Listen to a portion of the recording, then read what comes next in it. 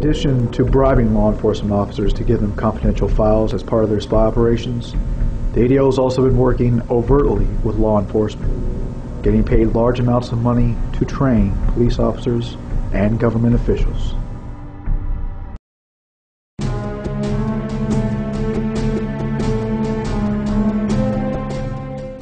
The ADL has set up what it calls a law enforcement agency resource network. As part of this network, the ADL, quote, offers to provide training to police personnel on how to recognize and deal with hate criminals and speech criminals, close quote. In 2002, then Police Chief Bernard Parks signed a formal agreement with the Anti-Defamation League in order to allow the Los Angeles Police Department and the ADL to share information in the effort to protect citizens from ADL-declared haters and extremists. The then Los Angeles Regional Director of the ADL in response to the agreement. We are committed to providing law enforcement agencies with the resources and tools to augment their ongoing efforts. We have extensive resources available to law enforcement, including current and archival information, analysis, and programs. What isn't mentioned is that much of the archival information was obtained illegally. Considering that Los Angeles was one of the cities prominently involved in the ADL spy operation less than a decade earlier, it is quite shocking that the LAPD would enter into such an agreement. But Bernard Parks hasn't been the only high-ranking law enforcement official to ally himself with the Anti-Defamation League. Elmer H. Tippett Jr., Vice President for Public Safety at the Metropolitan Washington Airports Authority, was pleasantly surprised to learn of the vast capabilities and the assistance your organization is capable of rendering to law enforcement. LA County Undersheriff William T. Stonick.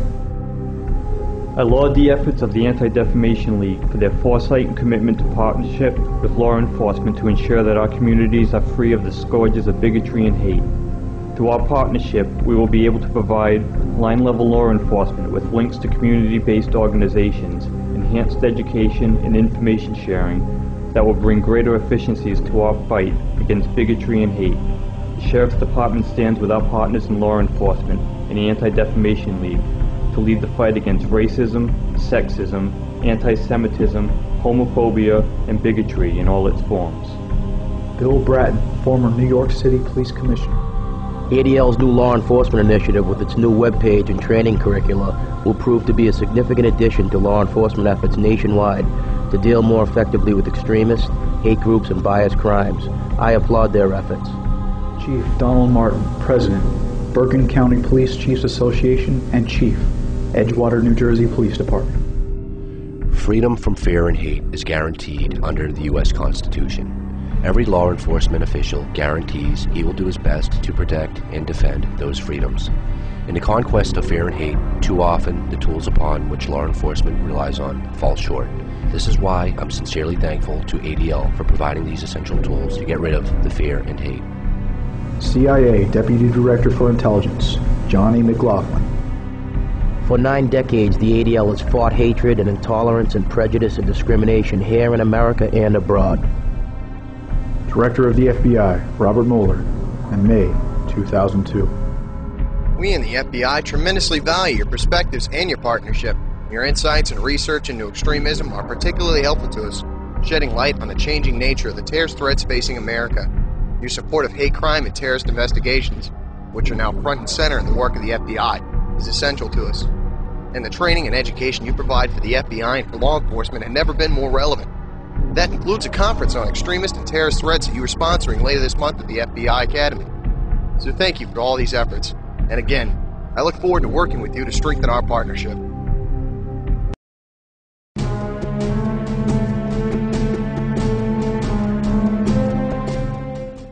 The Law Enforcement Agency Resource Network also includes training on how law enforcement can better protect American citizens from extremists and haters. On Tuesday, April 16, 2002, the ADL hosted a meeting of the Committee on Terrorism of the International Association of Chiefs of Police. This committee, chaired by a senior FBI official from Washington, heard presentations from ADL experts on Islamic fundamentalism and domestic terrorism, and saw a demonstration of ADL's Learn website and new CD-ROM guide to extremism in America. In October 2002, the ADL sent out a press release in which they declared, By the end of 2002, more than 1,000 Colorado police officers will have completed the Anti-Defamation League's anti-bias training.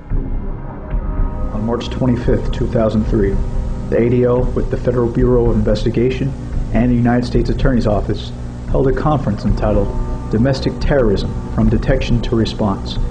Joanna Libros, ADL Director of Investigative Research, Southern Region, and coordinator of the conference. This conference was used as a resource, not only for law enforcement officials to update their methods, but to build relationships with officers from around the Southeast. On May 8, 2003, Robert A. Martin, the Anti-Defamation League's Director of Security, addressed the International Association of Chiefs of Police Committee on Terrorism at the organization's mid-year meeting in Dallas, Texas. The meeting was also attended by representatives of the Dallas Police Department and the Dallas FBI. Mr. Martin gave an overview of ADL and its expertise in domestic terrorism and hate crimes. In July 2003, the ADL gave hate crime training to officers in Gloucester, Massachusetts. According to the ADL, the training is a follow-up to a more limited ADL hate crimes training in which the department had participated, along with 200 other police departments throughout Massachusetts, in 2000. This instruction is the latest in a current series of law enforcement training sessions in ADL's New England region. In June, ADL provided similar training to chiefs and senior detectives in 15 Massachusetts communities. On January 14, 2004, Vermont's local paper, the Rutland Herald, published an article exposing the fact that the ADL sent 16 high-level law enforcement personnel to Israel for training so that our law enforcement officers could, quote, learn from the Israelis, close quote.